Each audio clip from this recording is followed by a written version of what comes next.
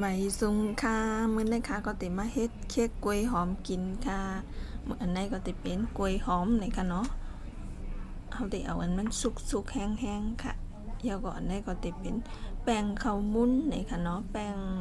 งเค้กนี่ค่ะแล้วก็อันไหนก็ติเป็นน้ำมันพืชนี่ค่ะเนาะน้ำมันอันเฮาเฮ็ดผักนั่นค่ะเกลือหวานค่ะอันนี้ก็ไข่ไก่ค่ะอันนี้ก็จะเป็นแป้งฟูนะคะอันนี้ก็น้ำหมักพาค่ะแล้วก็อันนี้ก็จะเป็นผงโซดานี่ค่ะเนาะแล้วก็เกลือค่ะอันนี้ก็จะเป็นไอซ์กลิ่นวานิลานี่ค่ะเนาะแล้วก็อันนี้ก็จะเป็นก๊อกสำหรับใส่เค้กเข้านี่ค่ะเนาะ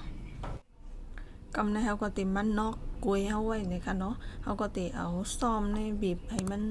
แล้วนี่ค่ะเนาะเพราะว่ามีติอันเต็กบีบมันอยู่นี่ก็เจออันนั้นก็เลยอยู่นี่ค่ะเนาะเพราะว่าขามมีนี่ก็เลยเอาซ่อมในเต็กให้มันแล้วนี่ค่ะ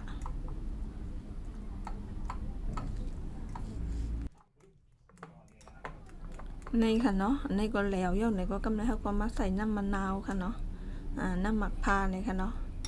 เดี๋ยวก็คนให้มันเข้ากันก็เอาไว้ก่อนเลยค่ะ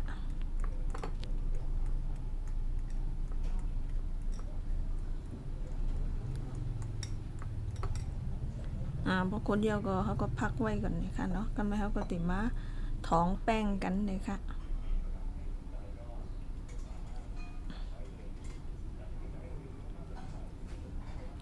ในขนมเขาก็ติเอาอันแจ๊ดในทองเอาในค่ะเนาะอันนี้ก็ติเป็นแป้งข้าวมุ้นกันเนาะแล้วก็ใส่ผงโซดาผงพูแล้วก็ใส่เกลือนี่ค่ะเนาะก็ติดท้องล้อกันค่ะ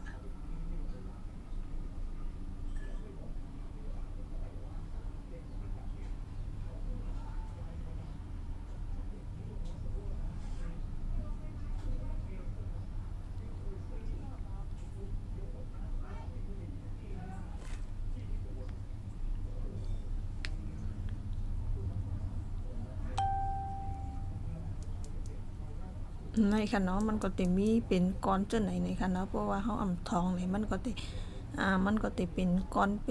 แล้วก็มันก็ติอ่ำซุกนี่ค่ะเนาะเพราะเขาแล้วก็กำลังเขาติมาโคนไข่ไก่ตั้งเกลือหวานนี่ค่ะอันนี้ก็เกลือหวานค่ะ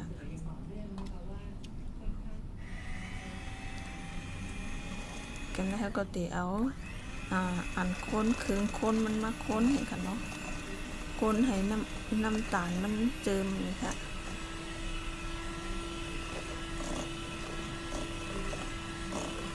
เพราะว่ามือเครื่องค้นมันเนี่ยก็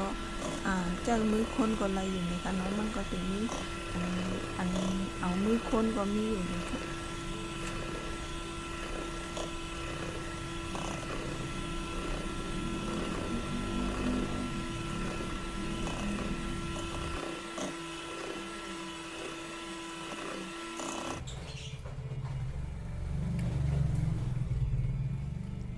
พอยาก็ใส่น้ำมันค่ะ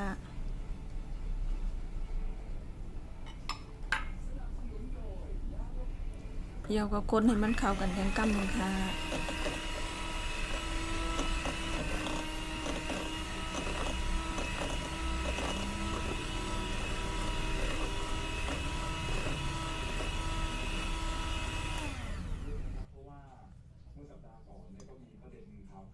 กำลังเขาก็ติใส่แป้งอันเขาทองไว้แล้วก็ค้นในค่ะเนาะใส่กำอิดก่อนในค่ะเนาะอย่าไปใส่มดกำเยอะเลยค่ะ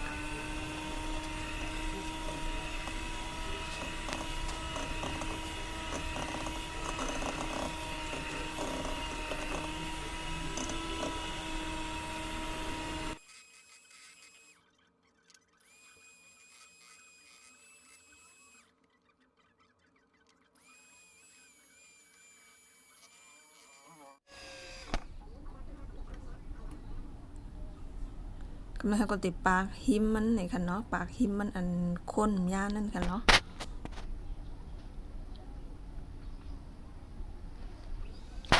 เดี๋ยวก็คนให้มันเข้ากันแทงกำนึงค่ะ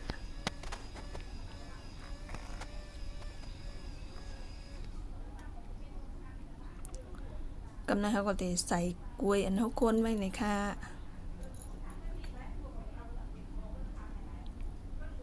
เดี๋ยวก็ใส่กลิ่นวานิลานี่ค่ะเนาะ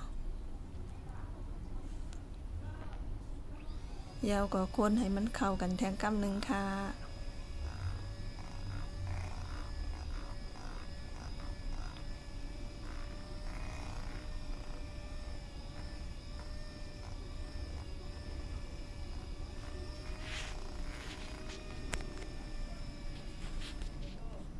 พอยาวก็กำลังเขาก็ติมาตักใส่ถ้วยเค้กเขายาวก็เอากว่านึงนี่ค่ะเนาะ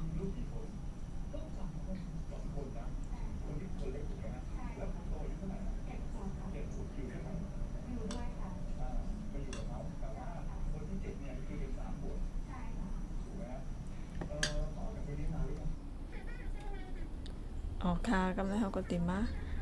ใส่มอนนึงค่ะเขาเตเอาถ้วยเค้กเขาวางในมอนนึงแล้วก็ต้องไว้ตักใส่เอาในค่ะเนาะเพราะว่าเขาตักใส่ในถ้วยมาใส่มันเตใส่หยาบอีกนึงในค่ะเนาะเพราะว่าถ้วยมันก็หวานมันนำเป็นมันนำแข็งในค่ะเนาะมันก็ติยกมาใส่หยาบอีกนึงในค่ะเขาก็ติเอาถ้วยเขามาวางในหม้อนึงแล้วก็ต้องไว้ตักใส่เอานี่ค่ะ